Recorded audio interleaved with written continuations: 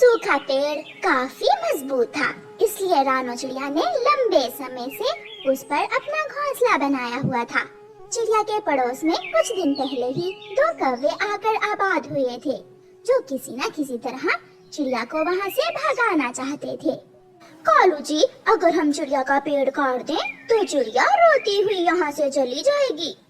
है, मेरे मामा जी के पास कुल्हाड़ा भी है। मैं आज ही मामा जी से कुल्हाड़ा लेकर आता हूँ और काट देता हूँ उस चिड़िया का पेड़।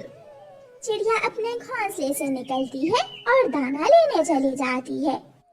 कालू कौवा भी कुल्हाड़ा लेने अपने मामा जी के पास पहुँच जाता है। मामा जी, मुझे थोड़ी देर के लिए अपना कुल्हाड़ा तो दे दें। आज मैं उस चिड़िया का पेड़ काट दूंगा। काट दो पेड़ और गिरा दो उस चिड़िया का घोंसला। वो चिड़िया तो हर समय चूं चूं ही करती रहती है। मामा जी, गोरी भी बहुत तंग है उस चिड़िया की आवाज से। कालू कौवा कुल्हाड़ा लेकर चला जाता है। वो अभी दाना लेने गई हुई है, शाम को ही लौटेगी। कालू, तुम जल्दी जल्दी से उस चिड़िया के आने से पहले पहले उसका पेड़ काट दो और घोंसला गिरा दो। कालू कौवा चिड़िया के पेड़ पर कुल्हाड़ा चलाता है और गोरी कौवी ऊंचे पेड़ पर बैठकर चिड़िया पर नजर रखती है। थोड़ी देर बाद चिड़िया का पेड़ गिर जाता है और साथ ही चिड़िया का घोंसला भी गिरकर टूट जाता है। अब तो वो चिड़िया यहाँ से भाग ही जाएगी। जब चिड़िया शाम को अपना दाना लेकर आती है तो अपना पेड़ कटा हुआ देखकर हैरान हो जाती है। ये किसने मेरा पेड़ काट दिया? कोई इंसान लकड़हारा आया होगा। ये काम इंसान का ही लग रहा है। कौवी और कौवा भी वहाँ आ जाते हैं। बहुत रोका चिड़िया, मैंने इंसान लकड़हारे को बहुत रोका, मगर उसने तुम्हारा पेड़ काट दिया। कौवी, अगर इंसान लकड़हारे ने मेरा पेड़ काटा है तो वो पेड़ को यहाँ क्यों छोड़ गया? पेड़ काटने के बाद उसे ये पेड़ पसंद नहीं आया होगा। चिड़िया, तुम यहाँ से चली जाओ और पश्चिम वाली दिशा में जाकर अपना नया घोंसला बना लो। नहीं कौवी बहन, मैं यहाँ लंबे समय से रह रही हूँ।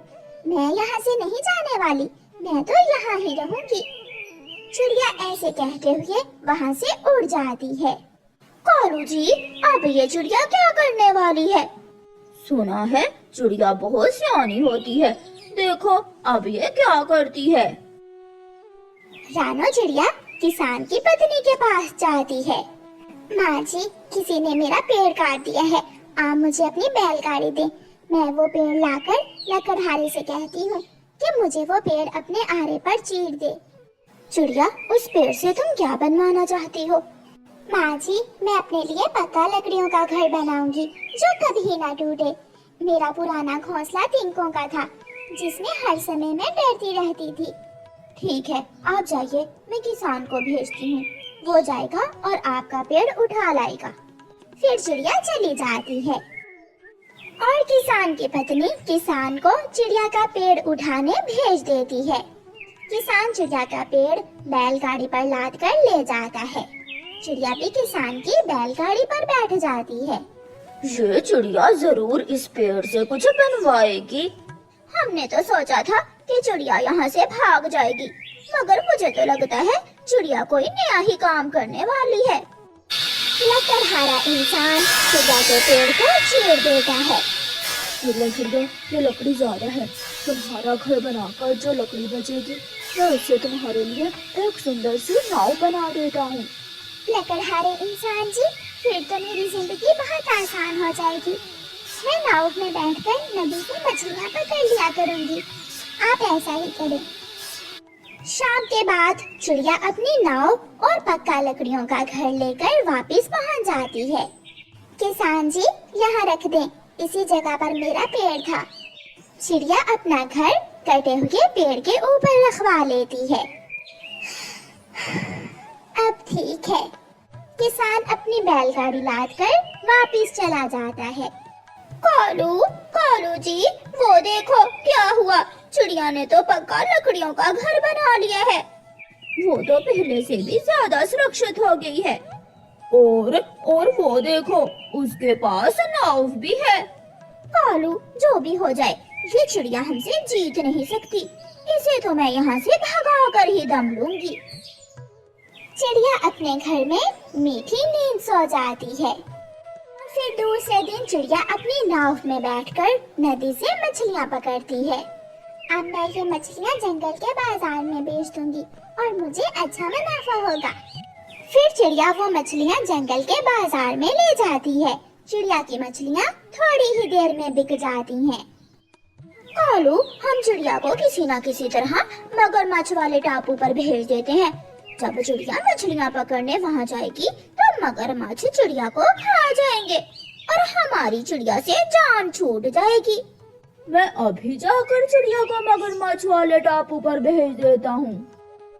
फिर कालू कौवा चिड़िया के पास जाता है। चिड़िया, अपनी नाव यहाँ लाओ किनारे पर। चिड़िया किनारे पर आ जाती है। तुम सुबह से बैठी हुई हो और अभी तक केवल 2 ही मछलियाँ पकड़ी हैं। तुम ऐसा करो, पूर्व वाले टापू पर चली जाओ। वहाँ इतनी मछलियाँ हैं कि तुम्हारी नाव ही भर जाएगी मछलियों से। अगर ऐसा है तो मैं अभी पूर्व वाले टापू पर चली जाती हूँ। चिड़िया अपनी नाव घुमाती है और पूर्व वाले टापू की तरफ चली जाती है। वहाँ तो कोई मछली नहीं थी। चिड़िया काफी देर इंतजार करती है और फिर उसे पानी में अपनी तरफ एक मगरमच्छ आता दिखाई देता है। चिड़िया जल्दी से नाव टापू के साथ लगाकर टापू पर चली जाती है। बच गई, मैं बच गई। अगर थोड़ी देर हो जाती तो वो मगरमच्छ मुझे खाने ही वाला था। चिड़िया उस टापू पर थोड़ा और आगे जाती है और उसकी नजर एक आम के पेड़ पर जाती है जिस पर सोने के आम लगे हुए थे। सोने के आम? ये तो कोई जादुई टापू है जिस पर सोने के आम है। मैं यहाँ से कुछ सोने के आम ले जाती हूँ और फिर सारी जिंदगी मुझे मछलियाँ पकड़ने की कोई जरूरत नहीं पड़ेगी।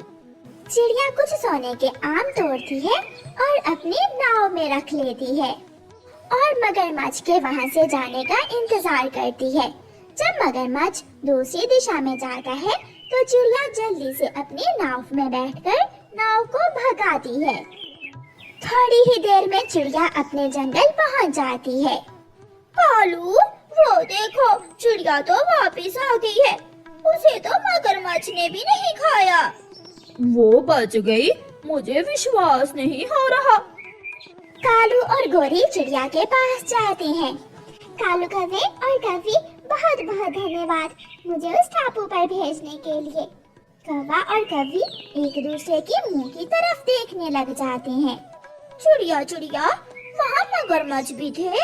हाँ, मैं मगरमच्छ से बच गई, मगर देखो मुझे वहाँ से ये सोने के आम मिले हैं। आज के बाद मैं कभी मछलियाँ पकड़ने नहीं जाऊंगी। चिड़िया सोने के आम लेकर अपने घर चली जाती है। कौवा और कौवी तो और भी परेशान हो जाते हैं। कालू, हम जितना भी बुरा चाहें, इस चिड़िया का अच्छा ही होता है। हाँ गोरी, इसलिए मैंने सोचा है कि आज के बाद हम चिड़िया से दोस्ती कर लेंगे और उसका बुरा नहीं चाहेंगे।